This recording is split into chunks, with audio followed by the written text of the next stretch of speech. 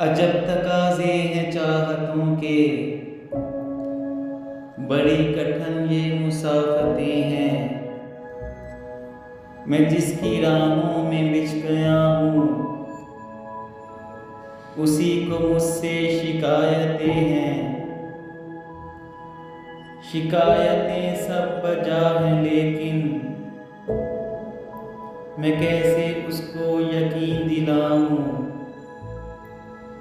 जो मुझको जान से अजीज तर है। उसे भुलाऊं तो मर न जाऊं।